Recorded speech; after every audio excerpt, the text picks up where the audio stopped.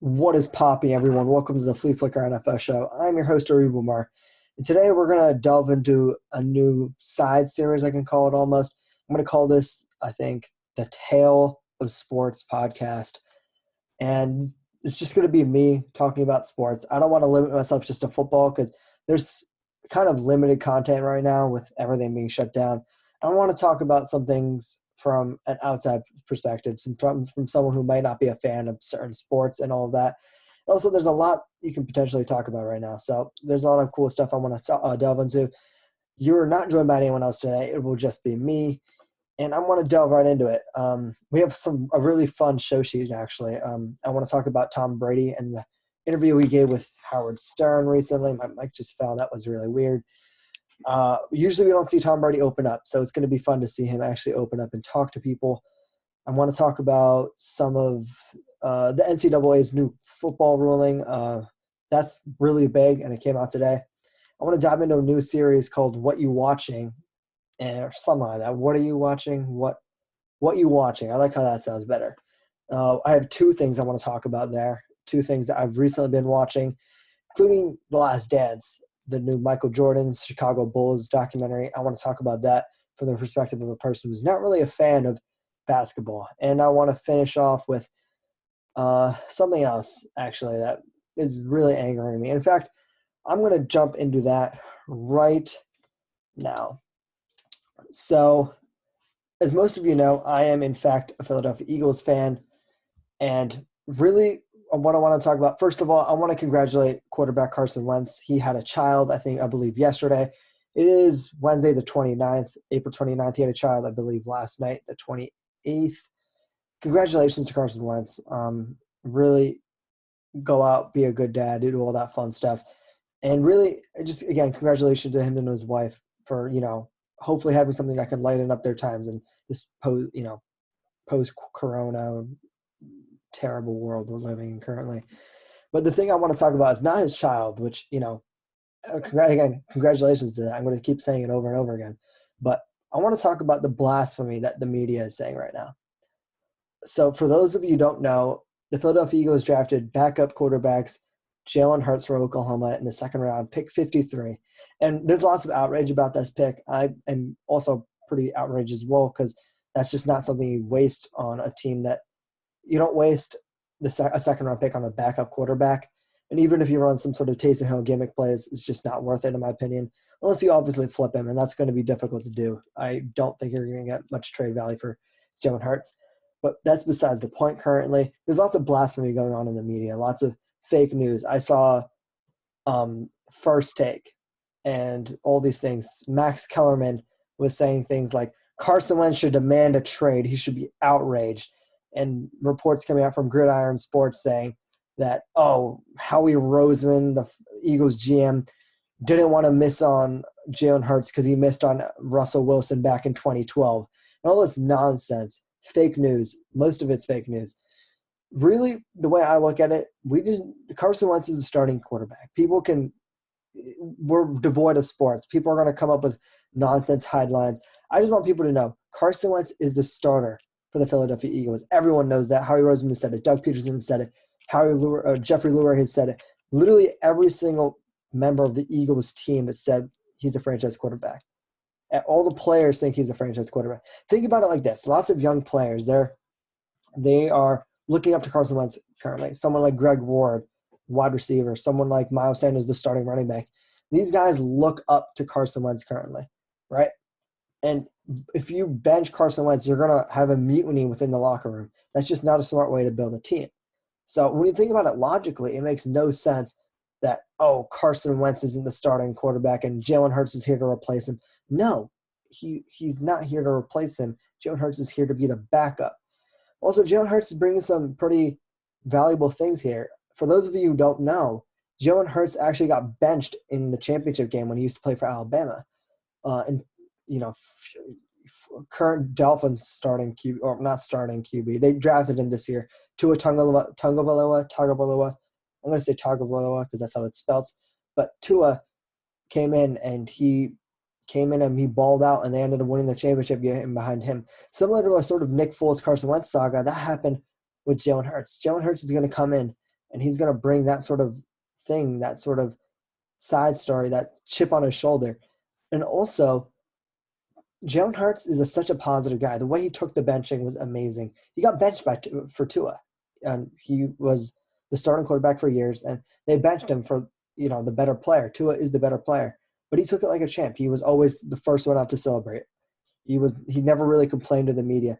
And yeah, eventually he did transfer, but he transferred because he wanted the chance to become an NFL quarterback, and now he got that. He was drafted in the second round. He's going to bring positive energy to the locker room.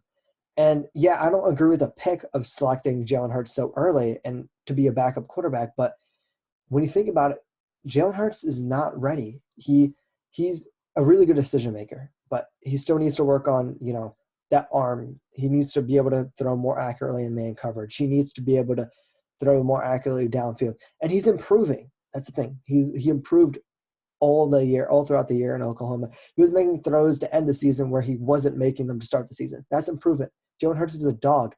And I think if the Eagles do flip him, he will end up starting somewhere and he will end up being a very successful NFL quarterback.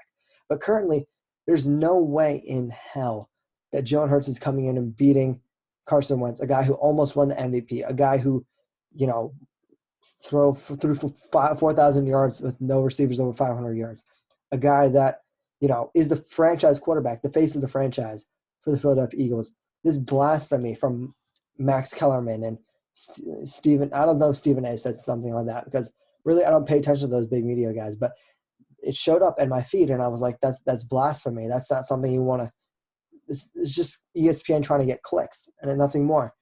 It's not correct. Gridiron as well, football, I'm disappointed in you bringing up fake news, again, to get clicks, but it's the blasphemy around Carson Wentz. I'm going to keep saying blasphemy. We should have someone comment down below the amount of times it's said that word blasphemy throughout this entire video. But Carson Wentz is the starting quarterback, and there's no questions about it. Yes, if Carson Wentz gets hurt, Jalen Hurts might actually come in and be the backup. But again, Nate Sudfeld is there. Who knows? He might not even start over Nate Sudfeld there. He might be the third string quarterback. Jalen Hurts is here to learn. He's here to be the backup. And he's probably here to run some Taysom Hill plays and probably get himself traded eventually. But that Jalen Hurts is not coming in to replace Carson Wentz. That narrative needs to be thrown out the window. Again, I am done talking about that. There are more important things to talk about currently. So we're going to move on from that. So the NFL draft happened last weekend. And for those of you who don't know, everyone picks players. And the draft is really a fun experience. It was crazy because it was completely online this year. It was all Zoom calls. I was watching the NFL Draft-a-thon where they had characters like Kevin Hart come on with Rich Eisen and Deion Sanders and Tom Brady and Russell Wilson. That was fun to watch while watching the draft. So again, shout out to the NFL. There wasn't really many hiccups either. The draft seemed pretty normal other than the fact that they had cameras in people's homes to capture the reaction. But other than that, it was pretty well run, and I was surprised. So shout out to Roger Goodell again I think Roger Goodell won some points from lots of people because, he had the boo track going on and all that, and he was trying to get people to boo him. And we learned more about the commissioner than we probably wanted to learn about, but I think Roger Goodell gained some hype this draft. So shout out to Roger Goodell. So I want to talk about the biggest risers, actually. So the biggest risers from the 2020 NFL draft. I'm planning on doing a deep dive into all these rosters post-NFL draft, but I have 5 teams that I really like what they did, just their draft-wise. There's definitely more teams. You could definitely add way more teams than what I'm talking about currently, but these are just the 5 that stood out to me just flat out. They improved, I think, from this draft. And I want to jump right in to a team like the Arizona Cardinals. So the Arizona Cardinals, they were picking 8th overall, and their draft looks pretty good. They drafted Isaiah Simmons, the linebacker from Clemson. They drafted Josh Jones, the offensive tackle from Houston. Lucky Fotu, the defensive tackle from Utah. Rashard Lawrence, the defensive tackle from LSU. Evan Weaver, the linebacker from California. And they finished off with Eno Benjamin, the running back from Arizona State. So when you look at their draft, they drafted Isaiah Simmons to come in and be the replacement for Tyrann Mathieu. They lost Tyrann Mathieu 2 off seasons, I believe, the Houston Texans. He eventually ended up going to the Chiefs from there, and he ended up winning a Super Bowl. So shout out to Honey Badger for being a beast. They brought in Isaiah Simmons to be that versatile defender. He can rush the passer if he needs to. He can play that off-ball linebacker. He can play middle linebacker if he needs to. He can play safety. He can play slot cornerback. He can really play everything you want him to do, and that's really a Tyrann Mathieu clone. When you look at the Cardinals, they were 28th in points allowed per game in the 2019 NFL season. They allowed 27.6 points per game. You cannot keep allowing that many points a game if you want to win. If you want to be a competitive team, you have to score more than that to keep on winning. And you're realistically not going to score more than 27.6 points per game for many games, even if you have a high-flying offense. That's just not really realistic.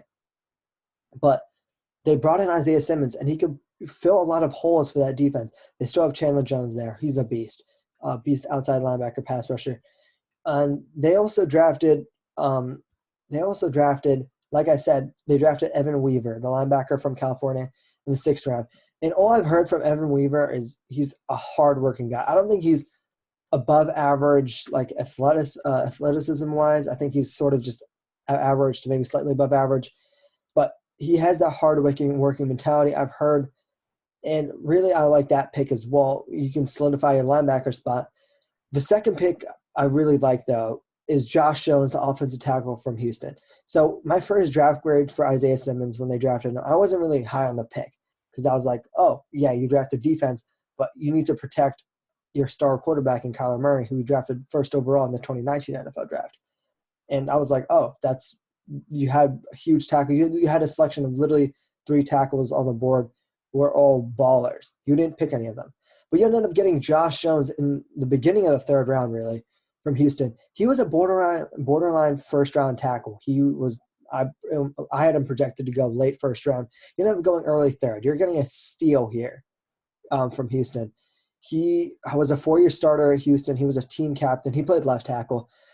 And really, his tape, I liked what I saw on tape. He was a pretty good pass blocker, and he has some ability to, be pretty good in the run game. But you're drafting that future, franchise left tackle for Kyler Murray. That's picks that I really like. I'm a firm believer that the best way to build a team is to build a team by building the lines, unless you have a quarterback. And you have a quarterback here for the Arizona Cardinals in Kyler Murray. But the best thing to do is build up your lines, build up your offensive line, build up your defensive line. And what they did was they built up their offensive line, which is the weaker of the 2 units, in my opinion. And by doing that, they're building a stronger team. Really, that's what I like to see here. They drafted Rashard Lawrence, the defensive tackle/end from LSU.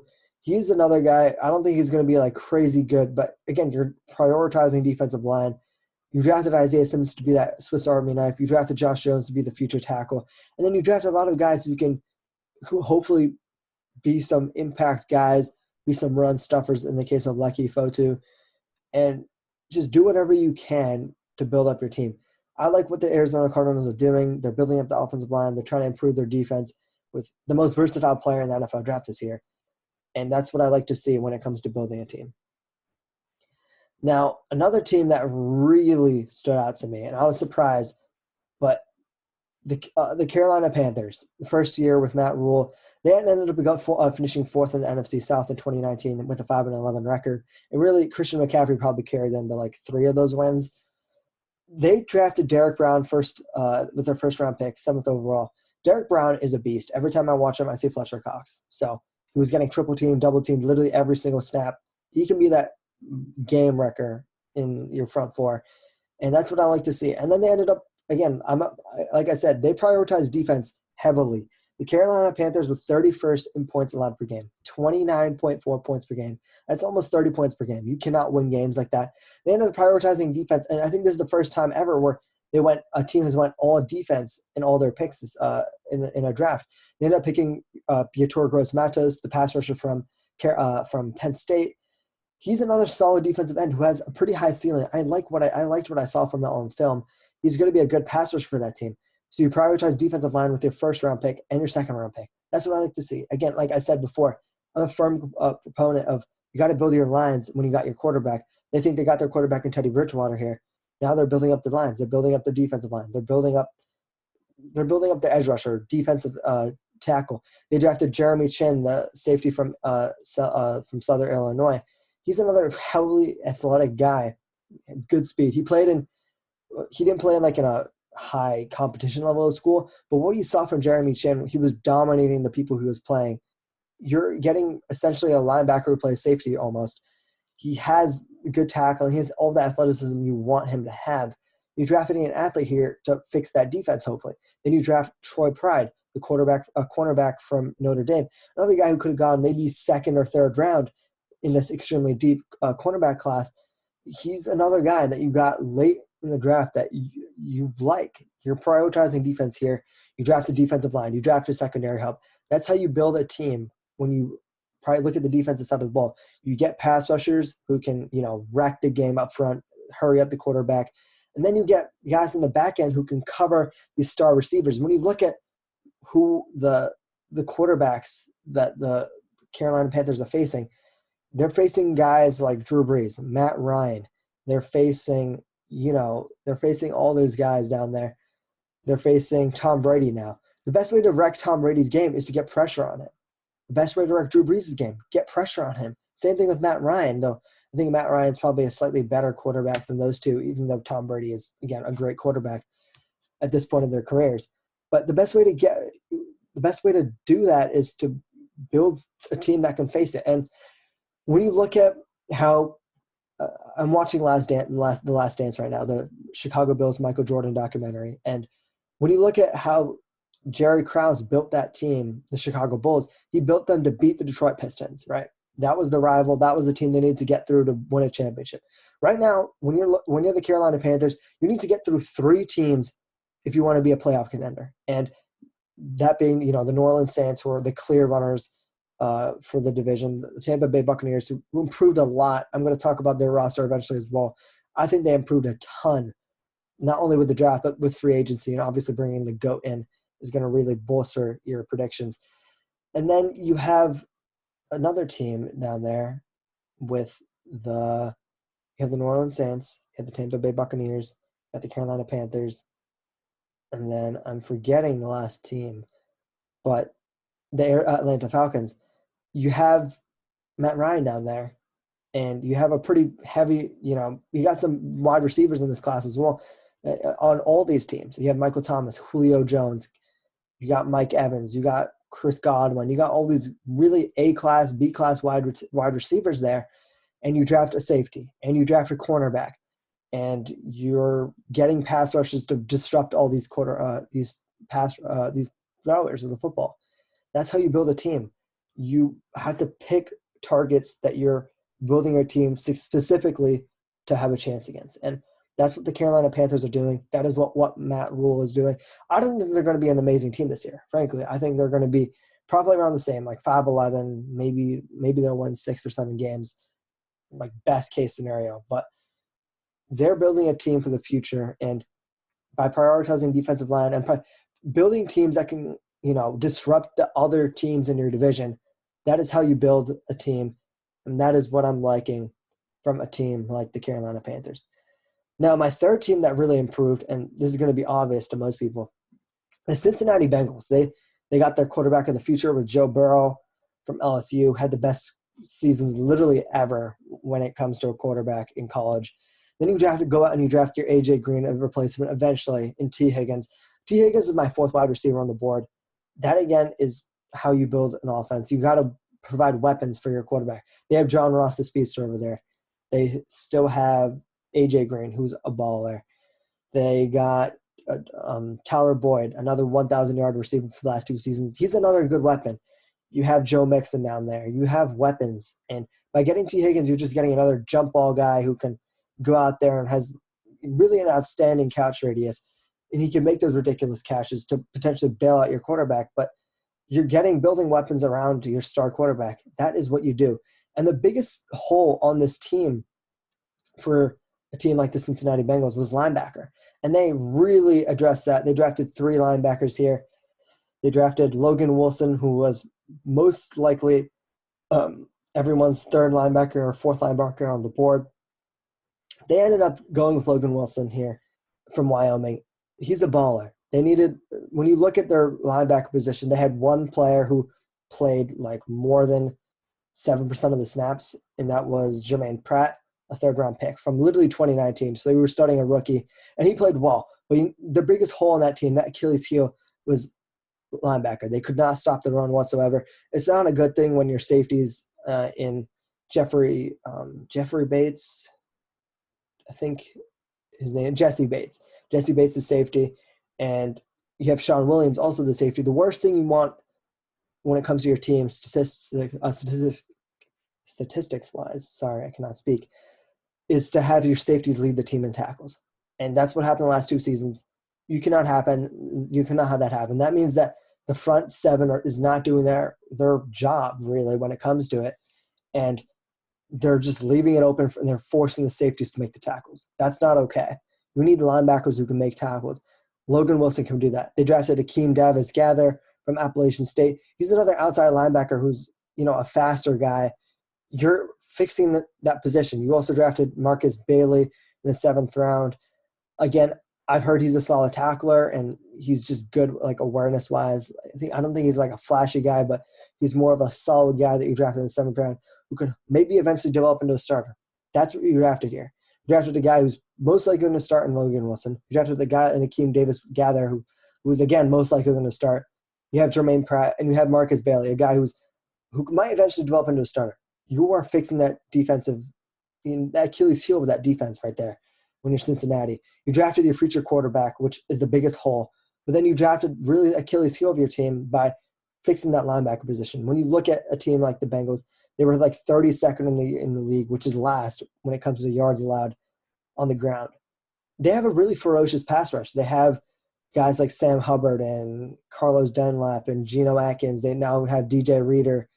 They have pretty good secondary guys down there too. They brought in Trey Waynes. They have Jesse Bates. I think his name is Mackenzie Alexander from the Vikings, who's going to end up being their slot corner. They built a strong team there. But when it comes to the defensive line and the secondary, but their weakest position was linebacker. Stopping the run can put their defense in more favorable positions. You're going to unleash this pass rushers to go after it and go sack the quarterback now. You are building a good team, and I like what I saw from the Cincinnati Bengals. Drafting the quarterback of the future, drafting weapons, and fixing the Achilles heel of their team. That's what you do to be more competitive, and I think they're going to be more competitive this year. So people should watch out for the Cincinnati Bengals. That they are a team to watch, I think, almost.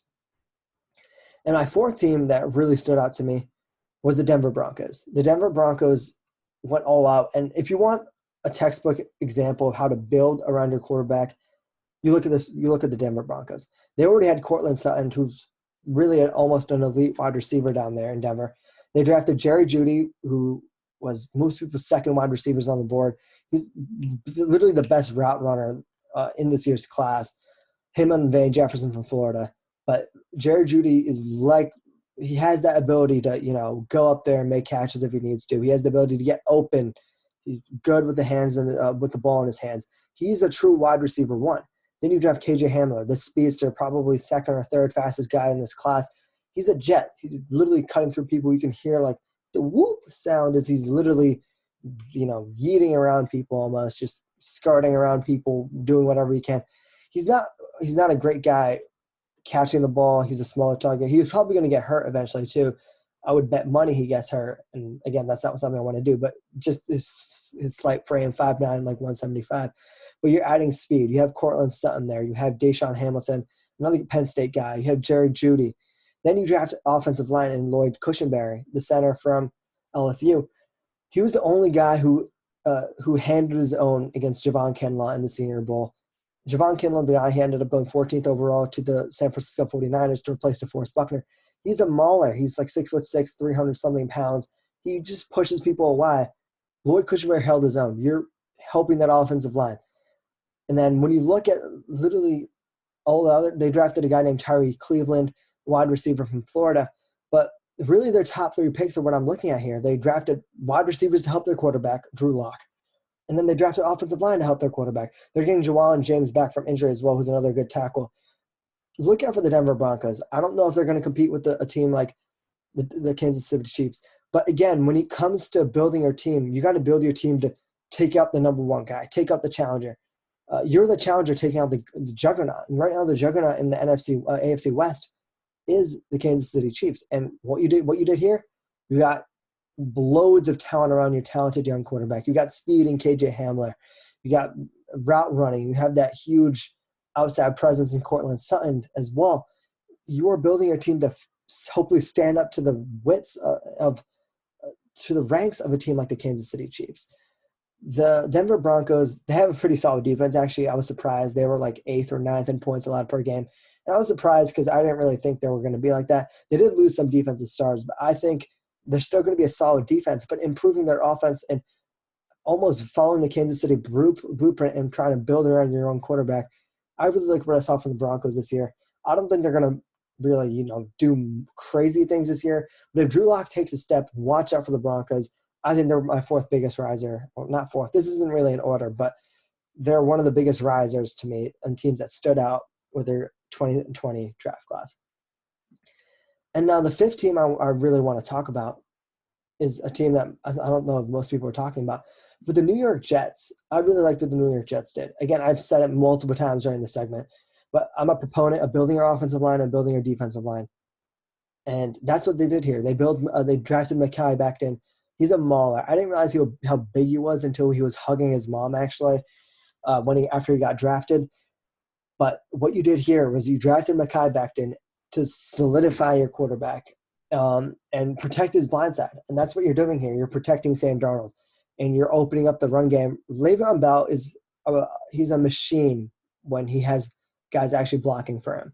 Mekhi Becton can help open up that whole other element to the offense that wasn't even allowed to happen because Le'Veon Bell could never hit that second gear that he had in Pittsburgh.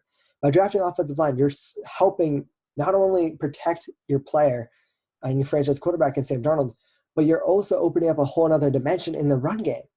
Mekhi Becton, he had I don't know if you can measure the stat, but he had like literally the most pancakes ever. If you watch his film, pancakes people like literally every game. Boom, slams them right on their butt every single game. Mekhi Becton, 365 pounds. He is a mauler and a monster. And you're protecting your quarterback and you're opening up a whole other element of the game with the run game. And Denzel Mims, the wide receiver from Baylor, he was my 5th wide receiver on the board. He ended up slipping to late second-ish almost. I really liked what you saw from Denzel Mims. He has, again, almost – I think he might have a crazier catch radius than a guy like T. Higgins. He has really nice athleticism. I don't think he has that crazy top-end speed. He didn't really show it on film, but he can go up there and make catches.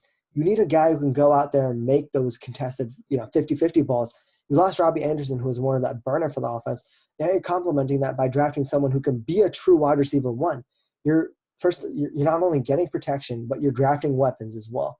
Then you drafted Ashton Davis, and you drafted Jabari Zuniga. Ashton Davis is really a baller of a safety from California. He has that speed. He has that athleticism. He has the ability to cover people. He can play any secondary position you want him to play. He has that versatility. And you need defensive help again when you're the Jets.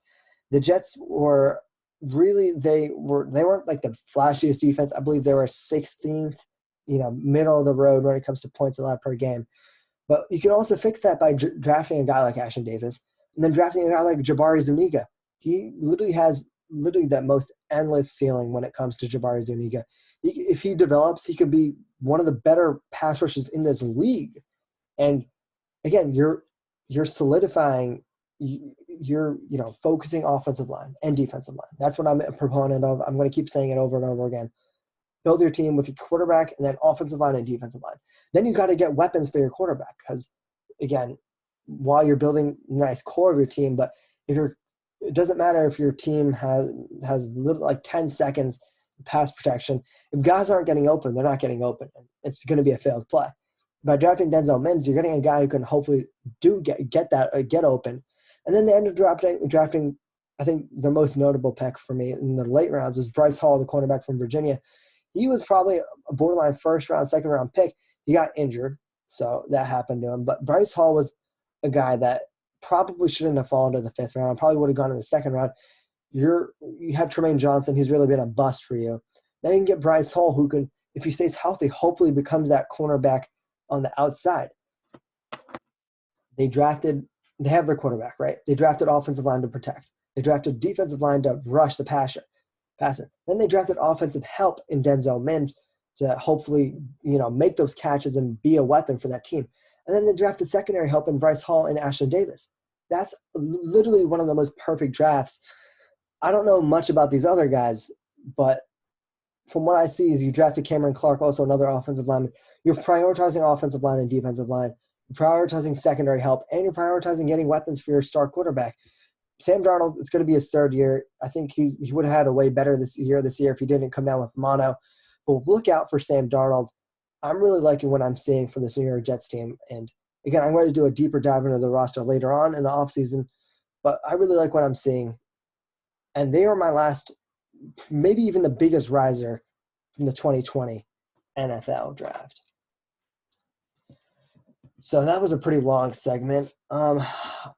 Let's flip gears, actually. And I want to talk about Tom Brady. Tom Brady, as everyone knows, he signed with the Tampa Bay Buccaneers in NFL free agency, leaving his longtime New England Patriots.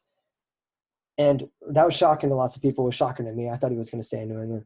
But after that, he gave an interview to Howard Stern. For those of you who don't know, Howard Stern is literally like a legendary interview. He asked a ton of really good questions. One thing I really don't like about Howard Stern is he interrupts people a lot, and that's not something I like. Just let the person talk. It's Tom Brady. Let him talk, get everything he needs to get out there. And he didn't really do that, but he asked a ton of really good questions, which is what Howard Stern does. He knows how to ask questions to fit his audience, and he got some pretty good answers as well. This was a really long interview as well. It's 2 hours. I recommend people go listen to it. There's a guy who posted it on YouTube. You can go listen to it. I listened to the whole thing. I really enjoyed it. I listened to all like 1 hour, 15 minutes of it. Highly recommend everyone go listen to it. But what I'm understanding from this is Tom Brady doesn't normally do appearances like that. And he was stuck with Bill Belichick. And like I said, he was stuck with Bill Belichick. He didn't really give many interviews. I don't think Bill Belichick was a big proponent of, opening up the locker room and opening up your relationship with your star quarterback to the entire world. Tom Brady is really relabeling himself, rebranding himself as the TB12 brand. He's more open now. He's giving these interviews which he's never given before. And we're getting a really, really good deep dive into who Tom Brady is as a person. And that's something I really want to talk about a little bit. First of all, he harped on this multiple times. Tom Brady and Bill Belichick have a great relationship. And all the people are saying, oh, Tom Brady and Bill Belichick hate each other now and all this nonsense. No. These guys played together for 20 years. That's literally 2 decades. That's almost half of Tom Brady's life. That's, a good portion of Bill Belichick's life. And these are 2 guys. These are 2 friends pretty much, I think. They have a pretty good friendly relationship with each other.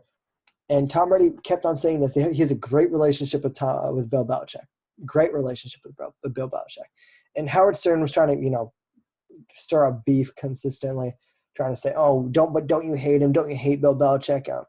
Don't you ever think by the mentality that I could, do much better without this guy? He's an annoying bum. Use some words I don't want to use on this show. But, again, he said stuff like that. And Brady remains stern. Bad joke. But he remains stern in his approach. He said, I have a great relationship with Bill Belichick. He was the first person who found out when I ended up going to Tampa Bay. And it was just time for us to part. And I think that's a great lesson to learn. Tom Brady realized it was time to part from the New England Patriots. Bill Belichick realized it as well. And they broke apart. And it was a pretty, peaceful breakup almost. There media reports coming out that they hated each other. No, they didn't hate each other. They just realized it was time to move on. And again, that's just something people need to learn about as well in life. When it's time to move on, it's time to move on. That relationship will run its course. Now they're moving on and they're going to do things without each other. And they're probably both going to succeed without each other because that's how good of a football player and how good of a coach they are. Tom Brady also said this, I can't do his job and he can't do mine. He was talking about Bill Belichick, obviously. That's so important. It's 2 peas in a pod.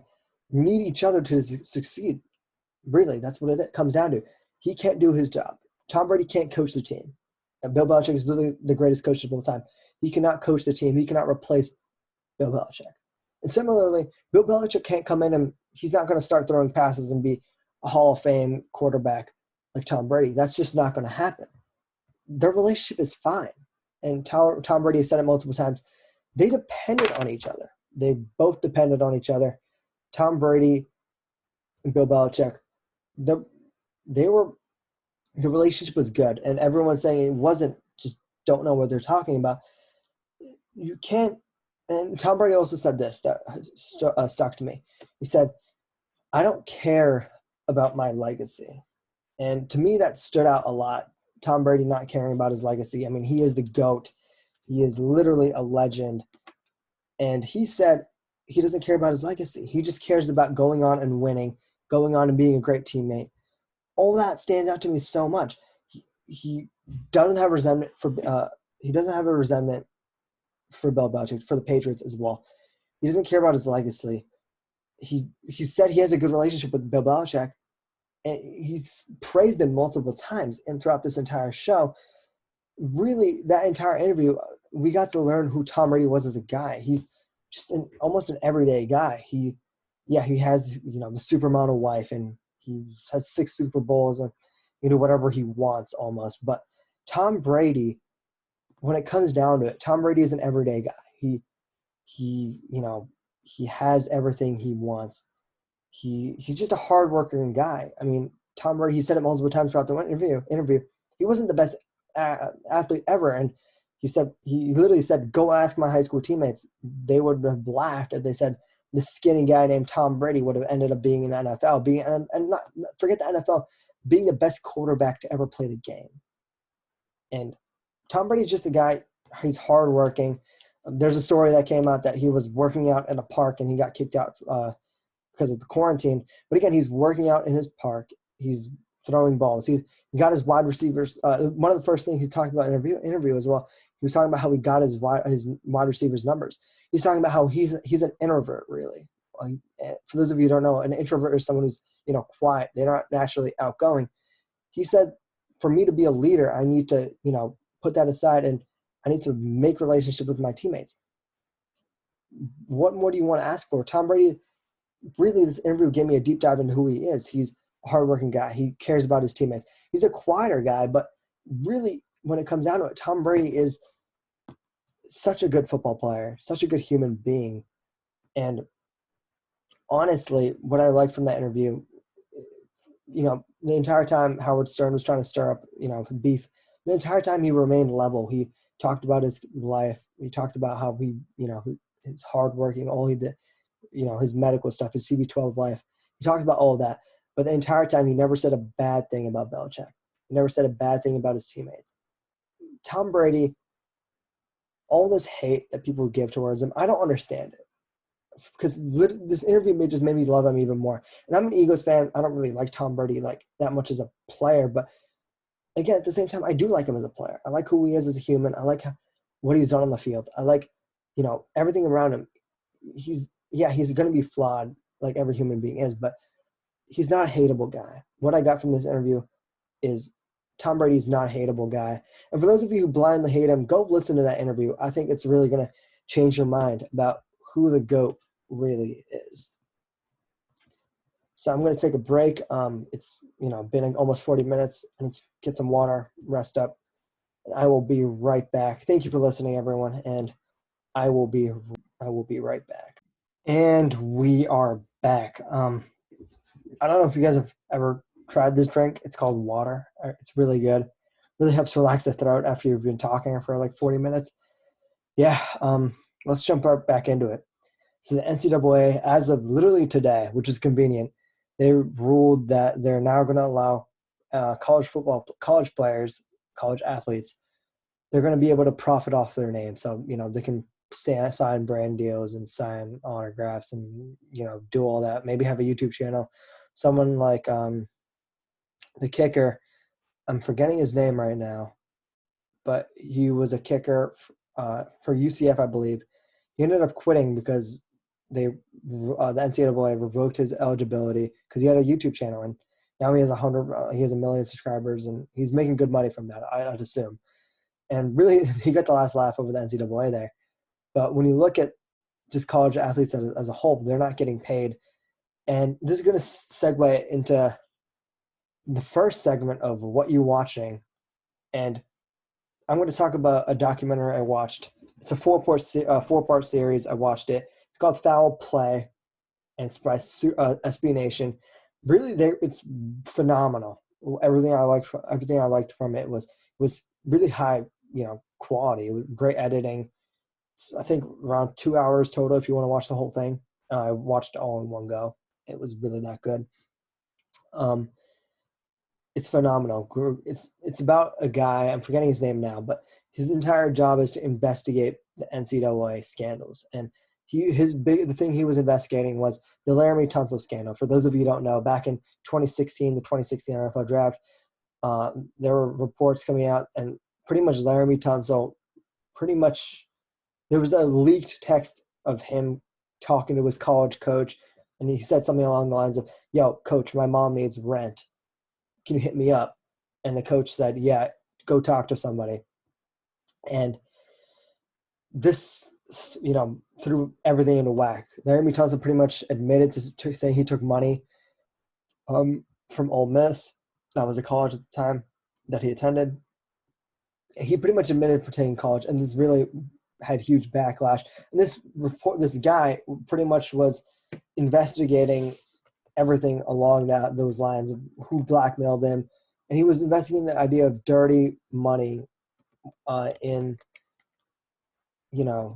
when it comes to the college football, and getting recruits, high school recruits, by paying them money on the side, which is heavily against the NCAA guidelines. And again, that's another whole topic. I think everyone agrees college football players should be paid. College athletes should definitely be paid because they are professional athletes almost. But when it comes to it, this documentary was really good. So we talked about Hugh Freeze. He was the head coach of Ole Miss, and pretty much how he was not going to admit this, obviously, but Hugh Freeze was pretty much, telling his recruiting staff to pay money to players to get them. And the whole story behind this, other than Larry Tunsil, focused on a really sad story of a guy named Leon Lewis. He grew up in a really bad neighborhood in Mississippi. He ended up selecting between Mississippi State and Ole Miss, and he got paid by both those schools. He got paid money by both those schools. It was pretty clear to attend the schools. He realized he could game the system. Once you give money to a player, it's sort of getting a verbal agreement. There's something called bagmen. These are the guys who aren't really attributed or affiliated with the school per se, but their entire thing is, they're going to give you money and you're going to attend the school. And Leon Lewis was a poor guy. His dad was in jail. His mom was working, I think, multiple jobs. She could barely afford the rent on the house they were living in. He decided he was going to take money from multiple schools, and he was going to take that money. And he got, I think, around $15K from Ole Miss. He ended up flaunting it on Snapchat, and that's how lots of people got into tune into the, got onto the fact that, oh, this guy's getting money from colleges. And Ole Miss, he ended up not even going to Ole Miss, which is the biggest, what the heck are you doing? But he played the game. He got as much money as he could, and he skipped. He ended up going to rival Mississippi State. And really, this documentary, Foul Play, first of all, it really brings the Ole Miss and Mississippi State, rivalry into light. I didn't know anything about it beforehand. It's a really big college football rivalry now that I think about it. And after watching that documentary, I realized that. But on top of that, it talks about the NCAA, and it really portrays them under a negative light, which is what they should be portrayed under. Leon Lewis, he ends up going to Mississippi State, and then down the line, the NCAA, after the Laramie Tunsil scandal, they're like, oh, we got embarrassed on live television. We need to go out and we need to investigate, and we need to find out if Ole Miss is actually paying their players. The thing is about Ole Miss, current players aren't going to snitch because, they're ended up taking money. They might lose their eligibility. Former players, they're in the NFL or they're graduated and doing whatever now. They have no motivation to snitch on, their former coaches, and they have no gain from that. So the NCAA decided, we're going to talk to opposing colleges, and we're going to talk about those guys that maybe were being recruited by the same colleges. So they ended up going to Leon Lewis from Mississippi State. Leon Lewis is a hated rival. He hates Ole Miss with every inch, every fiber in his body. And he's like, oh, fine, I'll snitch on them. Yeah, they offered me money. But in doing so, he ended up getting a lawsuit from Ole Miss, and they were saying, oh, he's defaming us. That's not okay. So this poor college athlete ended up being the victim. And that's really what the NCAA is doing. They're victimizing their players by not paying them. Leon Lewis is just a poor guy. He's a poor kid, high school kid, 19, 18, 19, young kid, doesn't have money. His dad's in jail. His mom can barely afford paying anything. And he takes money because that's what you do when you're a kid. You need money. He takes that money. He buys a house from his mom, buys a car, and then, without thinking for it, he's like, oh, yeah, I'll snitch on Ole Miss because NCAA has rules that, if you, testify for us, you're going to still be eligible. You're not going to have any consequences. He's like, fine, I'll snitch on them. Fine, they're my hated rival, and it can only help me. Then he gets sued by the school that he hates. And Leon Lewis, these lawsuits really hurt him. He was projected to be a second-round pick. He ended up going undrafted this year. His play really suffered from this. All the stress of, lawsuits and lawyers and all that nonsense. Really, Leon Lewis is the victim here. And there are hundreds of thousands maybe of players, not even only in Mississippi, but elsewhere, maybe, schools like LSU and all these other schools who they are definitely bribing their players. And in doing so, they're violating guidelines, and they're making the students almost the victims here, the athletes. The NCAA should pay their players, and really the step they're taking now by at least letting them profit from their name is huge because they are pretty much being victimized otherwise. And by getting rid of a small boundary, and this is a really small, gridlock, so small roadblock in the road here that they're, lifting and clearing for these student athletes. But by doing that, you're opening up a new path. Now, maybe these guys won't have to take money. Maybe they won't, be doing illegal things according to the NCAA. And maybe they'll be able to, live off of just being a college football player, college athlete. And they won't be victimized. They won't be used. The college football, generates billions. I think it generated over $1 billion this year. None of that comes, 0% of it comes to the players. And they're the key thing. Without that, the sport doesn't happen. So really this documentary, Foul Play, I recommend everyone watch it again. It's phenomenal. It's just really high-end content. SB Nation is releasing for free. Literally anyone can go watch it. It's on YouTube. Just look up Foul Play. I believe it's called Foul Play Cheating at Ole Miss. Look that up. Watch it. It really opens your eyes to the whole NCAA and the whole, underground black market money dealing that happens here for, essentially buying players, high school players, and recruiting them to come to your school. And hopefully this doesn't happen soon. Really sheds your light on the NCAA. It makes you hate them even more, which I like because I really don't like what the NCAA is doing with their players. I really liked it. Recommend everyone go watch it. Really opens your eyes to the whole idea of, how fraudulent the NCAA is. Highly recommend you go watch it. It's phenomenal. I'm going to move on now. Now, for my second segment of what you're watching, I want to talk about something a lot of people are currently watching now. It's going to be something, it's really popular right now. The Last Dance. The Last Dance, it's the Michael Jordan and the Chicago Bulls documentary. It's about their last season with Phil Jackson before sort of everything falls apart. It's called The Last Dance because it's really their last, the last moment in history. And I need to pull out my notes for this because really there's a lot of things I liked from here. So I guess you could say before you're going into this, I am a 76ers fan. I'm more of a recent fan. I'm not really a high, hardcore basketball guy, more of a football guy. But I'm pretty much coming into this with the lens of, I know Michael Jordan is arguably the greatest of all time. I know he's a great player. I don't know anything about 1980s, 1990s Bulls. I don't really know much about basketball at that time in general. I'm coming into it with a really fresh perspective. So keep that in mind before you roast me in the comments. I don't know much about basketball, straight up. But one thing I want to talk about, first off, Phil Jackson. So he's the coach of the 1990s Bulls pretty much. He's the one who won 6 championships, I believe, under Phil Jackson. Is a really underrated part of the storyline that doesn't get talked about a lot. So before Phil Jackson, there was a guy by the name of Doug Collins. He was the head coach for the Chicago Bulls from 1987, I believe, to 1989. And with them, they ended up making it to the Eastern Conference Finals. Didn't end up, making it anywhere past that. They ended up falling, and they didn't make the playoff. They didn't make the finals, and they never won a championship with him. So Jerry Krause, he's the guy down there, the GM, who I'm going to talk about him as well. But Jerry Krause ends up pulling a really crazy move. He ends up firing this guy who just took him to the Eastern Conference Finals.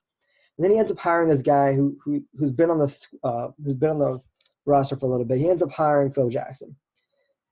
Phil Jackson ends up implementing the triangle offense. I'm sure most of you know what that is now. It's all about having multiple reads and ball movement and all that fun stuff when it comes to basketball offense. He ends up implementing that. He learned that from Tex Winters, I believe his name is. So Phil Jackson, before that, they were on the cusp of championship, but they never made it. With Phil Jackson, they ended up winning 6 championships. 6. Really, Phil Jackson's the underrated storyline. He doesn't really get talked about. You hear the name Michael Jordan. You'd never hear Phil Jackson, at least from the outside perspective. When you hear of other greats, you hear Tom Brady, you hear Bill Belichick, synonymous. Their names are forever tied together. When you hear someone like a Big Ben Roethlisberger, you hear Mike Tomlin. When you hear someone like Peyton Manning, you hear Tony Dungy. And again, these are football analogies, but at least the Tom Brady analogy, it works really well. Tom Brady and Bill Belichick, their names are forever linked. Michael Jordan and Phil Jackson, a guy I've never heard of before watching this documentary. Phil Jackson deserves more credit for what he did for that Chicago Bulls team. Without them, they probably wouldn't have won those 6 championships. Hell, they might not have even won one. Michael Jordan hadn't won one before that, and when Phil Jackson came in, they ended up winning. Phil Jackson also was a great leader. He accepted. There's a guy named Dennis Rodman. He's sort of I think he's really he's more focused on the 3rd episode. He's more of a character, really. They add him in. Again, he's a key part of that team, but he's more of a character. Every time you see him, he has different hair colors, and he's out there drinking and doing all that. He's more of the character when it comes to the first 4 episodes. He ends up accepting Dennis Rodman. Dennis Rodman really, again, this talks about MJ. I'll talk about that a little bit later, but he pretty much lets Dennis Rodman go off on a vacation to get his mindset so he can end up focusing on basketball right after that. That's kind of bold. Dennis Rodman's one of the best rebounders in NBA history, and you let Dennis Rodman go off on vacation, mid-season. That's shocking. And Phil Jackson really accepted Dennis Rodman for who he is. That's a key part of the story as well. Changing the system around it, being bold, accepting your players, being a good leader. That's what Phil Jackson brought. I think Phil Jackson's name should be rung out equally as much as Bill Belichick does with Tom Brady. It should be Michael Jordan and Phil Jackson. Both of them should be rung out synonymously. Yeah. The first 2 episodes really were trying to vilify Jerry Krause. Jerry Krause was the GM for the Chicago Bulls, and they actually call him stuff like they say that he has small guy syndrome, and it's something to really literally say in the show word for word. They also say something along the lines of and they portray this under a negative light of him saying it's not teams and coaches that win championships, it's organizations. And they try to portray him as this little greedy man, sort of like a short, fatter guy who's, out for all the glory, and he's jealous that he doesn't get any recognition. But the thing is, yeah, obviously this documentary, I don't know what happens to Chicago Bulls, but I can guess Jerry Krause really led to the downfall of them by letting Phil Jackson go. Michael Jordan's probably going to end up going after that. They're probably going to lose other star guys as well. Maybe lose Dennis Rodman. Maybe lose Scottie Pippen, another really huge guy for that team. He's probably going to directly lead to the team falling apart. But I think Jerry Krause deserves a lot of credit for building that team in the first place. He had, the guts to fire Doug Collins. He had the guts to hire Phil Jackson. Phil Jackson was a relatively unknown coach. He was looked on as a hippie almost. Doug Collins was another guy who was, successful, and you fired him. after making the Eastern Conference Finals. That's almost unheard of. And then you go out with this hippie coach almost, and in doing so, you're building a strong team. He built that team. He got the head coach right. He made trades, like he traded Charles Oakley, who was one of the key members for that team, traded him for Bill Cartwright, and he ended up improving the team in Bill Cartwright. But that's a trade that probably wasn't really popular during the time. He ended up pulling the trigger there. I think, yes, Jerry Krause eventually ended up completely crumbling that team. But without him, they don't win 6 championships. At least this is from an outside perspective. So again, sorry if I sound like I'm just talking nonsense. It's probably because I am. And finally, I want to talk about the Michael Jordan part of it. This documentary series, The Last Dance, it really humanizes him. So when you think of greats in sports, you think of Michael Jordan, you think of Tom Brady, both of them, maybe even Tiger Woods, they have this sort of godlike, greater than man sort of thing to them, and you treat them as almost like legends. They're not human. But when you look at it, what the show does, it humanizes him. It talks about how he gets cut from his high school basketball team. It talks about how the Detroit Pistons had something called the Michael Jordan rules for him, and how they really bullied him, and he lost them back-to-back seasons in the finals. And they were the thing that beat him. They talk about how he gets beat and how he's a skinny kid, and how he gets cut from his team, and how he was just a scoring championship. He's never going to, win championships. And again, looking back on it now, that's hysterical. He ended up winning 6 or whatever it is. But he humanizes him, at least in the first 4 episodes. And that's a sort of side of Michael Jordan that you don't really see. You don't really think. You think more of, oh, he's a god. He's the GOAT. He's amazing, greater than life, bigger than anything else on the planet. But here you're seeing more of a human side from him. And that's something I really appreciate that this documentary does. Again, this documentary is phenomenal. It's really well shot. The score, the music behind it is very wonderful. The entire ESPN and Netflix crew that made this, shout out to them, because it's a phenomenal documentary. And just shout out again for really bringing out that sort of weaker side of Michael Jordan that I think not many people get to see. Another side of Michael Jordan is the leadership and the hard work. Like I said, he got cut from his high school team. I don't think that's a story that lots of people know, at least not people who are, hardcore fans of basketball. I didn't know about it, but he gets cut, and then he goes out and he works his tail off the entire summer, and he makes the team. And he walks into UNC college, and he's not the best guy. And within 2 weeks, he becomes the best guy. He becomes the leader for that team because of the hard work he's putting in. Even after practice, he has almost a Kobe Bryant level of work ethic where he's challenging guys to 1v1s after running laps and doing all the hard practice. It really opens your minds up to the hard work and the sort of grit that Michael Jordan has and had back in his heyday. And then another thing is the leadership of Michael Jordan. He comes in, he wants to be the leader for the Bulls. He wants to be the leader for UNC. And he ends up being both. He ends up being the leader for UNC. He ends up working his tail off. He ends up getting his respect from Michael Jordan from the Bulls. You don't really get that as a rookie. He ends up getting that. He ends up, Dennis Rodman, like I said, with Phil Jackson, he wanted to take a break. He lets him go take that break. He has that understanding, that ability to accept, Dennis Rodman's sort of, odder compared to other people, but this is what he needs to do, and this is what we're going to do. And the whole team has a way of feeling accountable, feeling bad for if they mess up. Dennis Rodman, again, he's a character on the show, on the documentary series. He accepts the fact, I screwed up, I messed up. Sorry, MJ, that's on me, Michael. I'm going to work out, and I'm going to try to do the best I can to help win. Michael Jordan, what I learned from this, it humanizes him, which is great. It shows his teamwork, his leadership, and it shows his ability to accept people for who they are and his hard work. Really, this documentary series is phenomenal. I can't wait for the next 6 episodes from it. I'm really liking what I'm learning. Again, I'm coming in with the perspective of not knowing anything. I know jack about basketball, but I really like what I saw from this documentary series. Really, I'm really liking this. So shout out to ESPN again for making a really great documentary series.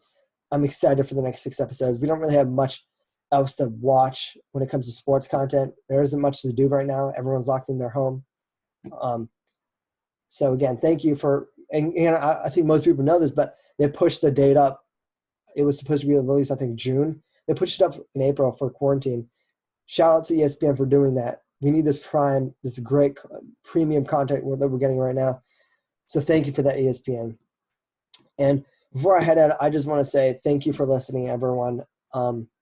Really means a lot that you guys are hopefully listening to whatever I say, whatever I'm blabbering about here. Really means a lot. Thanks for listening. Share, subscribe, do all that fun stuff. It really means a lot if you left a review on podcast. That would really help. I'm just doing this for fun. I don't really have much else to do right now.